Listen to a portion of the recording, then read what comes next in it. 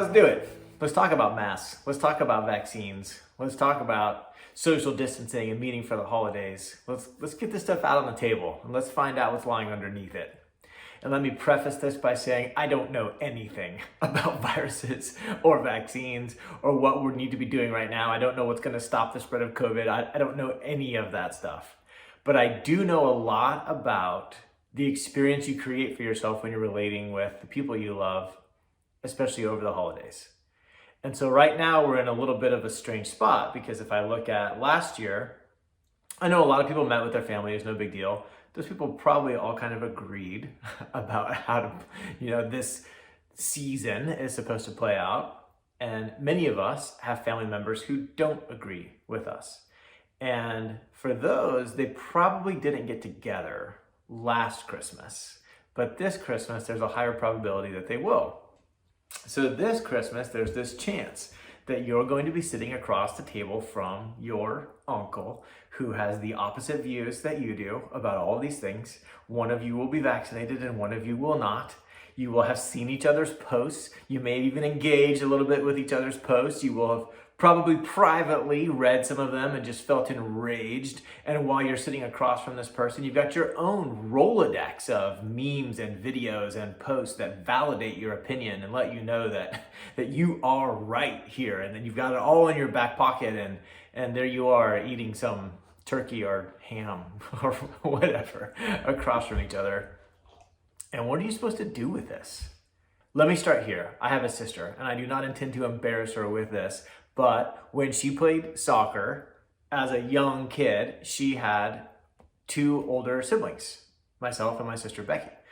Lisa's quite a bit younger than us. And so we had sort of gone through the phase where you play gently and move on to where you play aggressively. And now we are speaking into her life and seeing like, hey, at this young age, if you were to play a bit aggressively, you would probably be really successful against these kids. And so we sort of, egged her on to be an aggressive soccer player, and she did it and she liked it, and coaches started kind of referring to her as a tank in a very pleasant way. And we would joke around after the games about the people that she just sort of ran through to get the ball and the people that she made feel afraid and the success that she had in that space.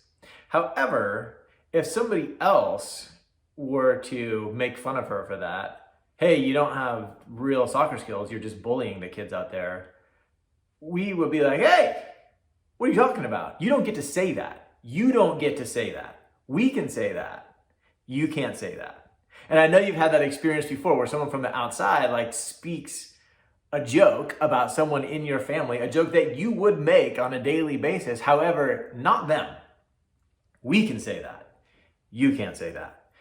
And the reason that is because there needs to be sort of an underlying love. There needs to be a foundation of connection. There needs to be a history together of common experiences and this bonding and these shared moments and this understanding that this joke that we're making is not the identity of the person who the joke's being made about. Where if someone from the outside doesn't know all this other stuff, doesn't know what a wonderful person Lisa is, doesn't know of all the good things that she does and how she's been there for us and what her heart is like, and they're just talking about her out there bullying kids. No, you don't get to say that. You need to know more of the story before you get to talk like that. And so I want to just start there with this idea that before we can start trying to change people, before we can start just, all I'm doing is sharing my opinion, all I'm doing is just speaking the facts.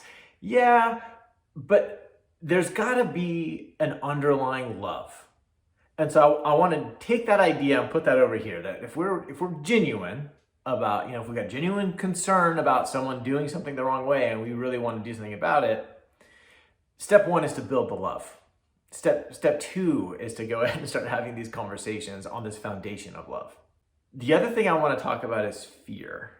Fear gets thrown around a lot in this argument from both sides, if we're being honest.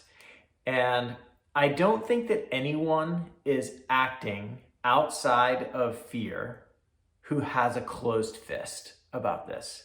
Anyone who's just, so strong on their side. One of our clients was speaking of this and she said, I'm so for it and he's so against it. The so on there, it comes from fear. That's what's going on there.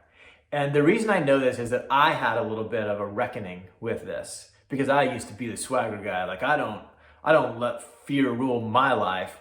And I had evidence, because whenever we would go to climb a mountain and it comes to the point where it's time to make the decision about actually going to the summit, the dangerous part of the trip, and the weather's not cooperating, or maybe the gear's not cooperating, or we don't have the proper food, or our timing is off, and so the sun's gonna set, or whatever it is, something's not exactly the way that we planned, and it comes to this point where we get to make a decision about what risk we're gonna accept and what risk is not worth it, and do we want to go up there or not go up there.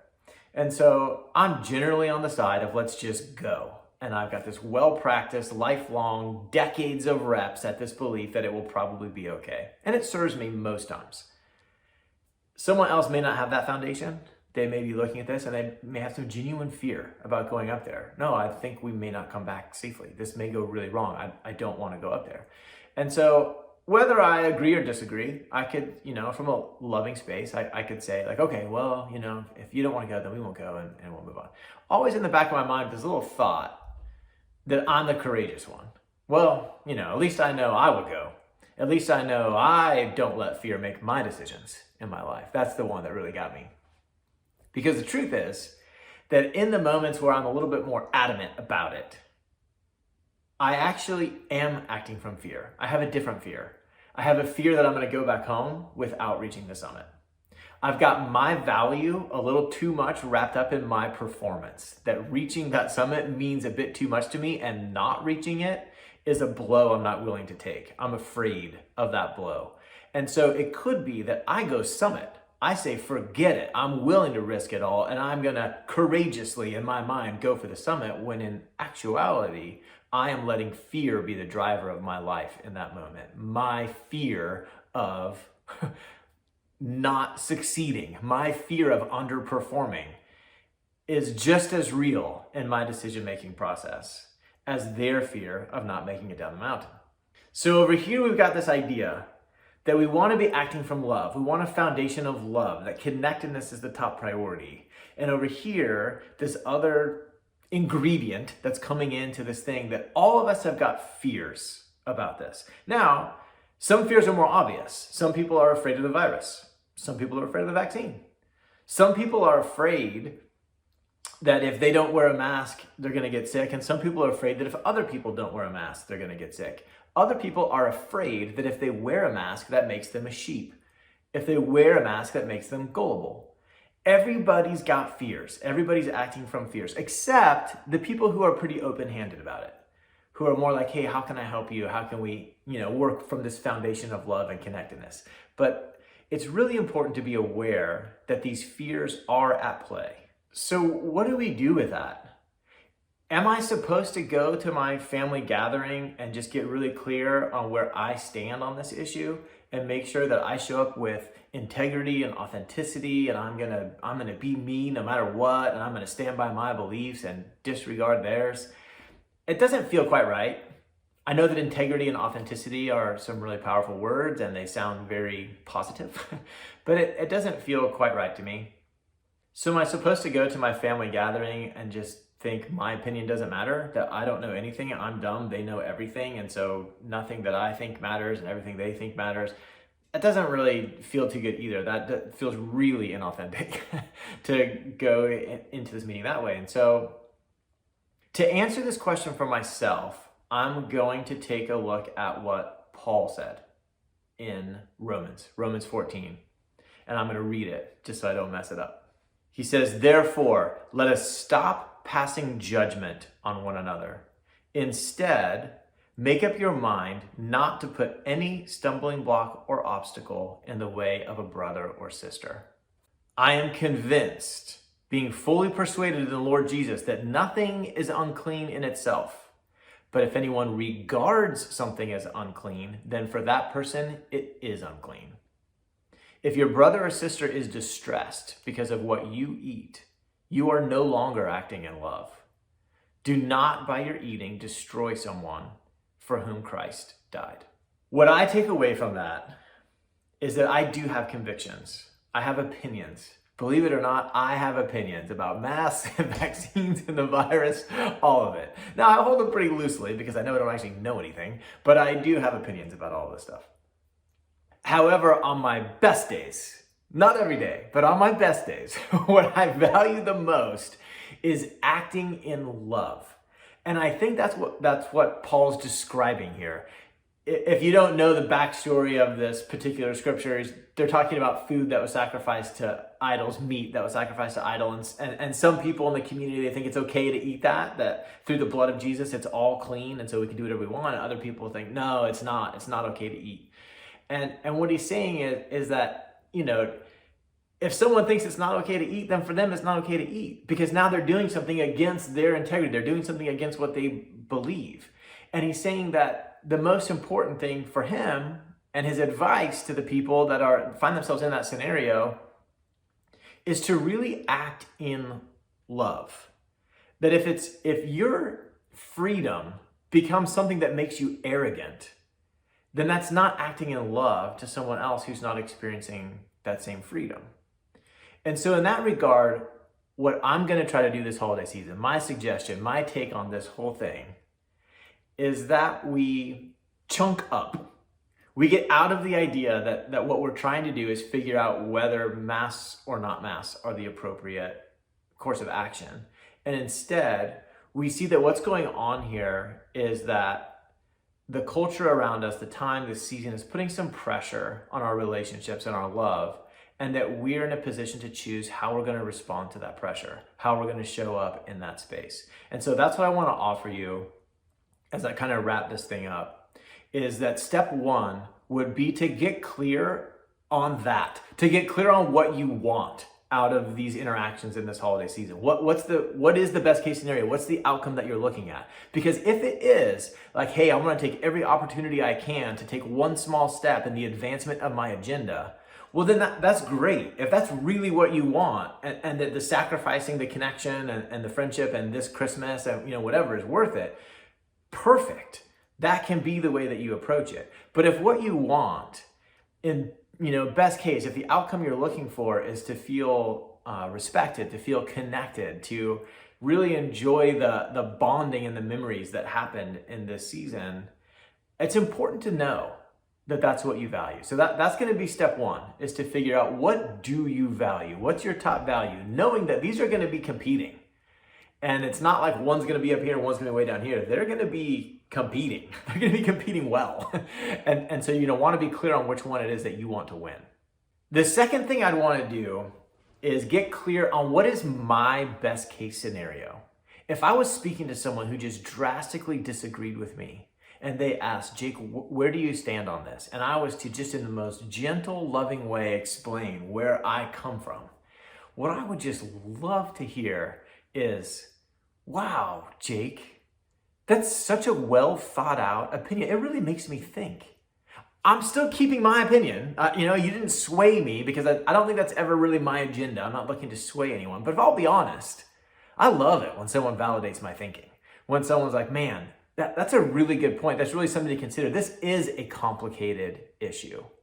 That's the big difference for me, because I feel like the default that I hear these days is that someone would have to be an idiot to disagree with me. Only a moron could see it that way. That's a really different experience than, wow, that's a really well thought out argument. I can see where you're coming from. This is a complicated issue. It's not so simple. There's come on, it's 2 + 2 = 4. No, it's not. It's more complicated than that. And that sort of recognition would feel really good to receive. Hey, I'm not on board. This is the way I'm going to do it. But boy, I can see that in this complicated issue, it would be okay for someone to come from that perspective. Whoa, man, that would be validating to hear. Is that a fantasy land? Heck yes, that is fantasy land. That is not what we hear. That's not what I expect to hear. But that's not the point of step two. Step two is to actually go into fantasy land and figure it out. Step three is to get clear on what feeling would that give you. How would that feel to me if someone said that? I can think of someone right now who disagrees with me on this strongly. And if we were to have a discussion and they were to sort of honor the way that I was coming at it, my opinion on this particular topic, I would feel loved. I would feel connected to them. I would feel respected. I want to be clear on what those are, because ultimately that's what I'm after.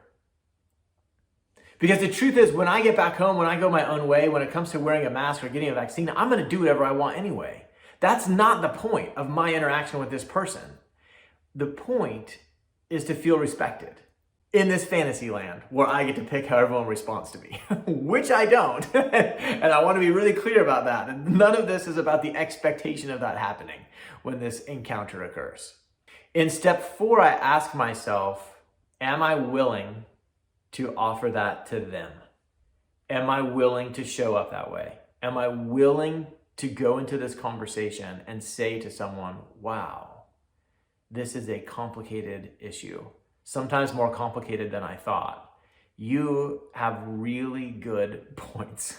I really value your opinion. What you think of this, it really matters to me, and I take it to heart. Would I be willing to show up in that way with someone who is the opposite opinion from me on this? And then step 5, what would I need to do to be able to do that? How could I actually do it? What would I need to be giving myself to be able to do that? That's where the feelings come from in step 3, is that I need to make sure that I feel respected, that I feel honored, that I feel loved, that I feel valuable. Because the truth is, those feelings inside of me will never come from someone else doing something. They only come from what I think. Even if someone were to say to me, I love you, if I had the thought, yeah, but you don't know me, now I don't feel loved. Only my thinking can make me feel loved or not loved. And so now I'm in this space where I'm like, oh, wow, I need to feel already respected. I need to feel already valued. I need to feel, already worthy, already worth having a conversation with.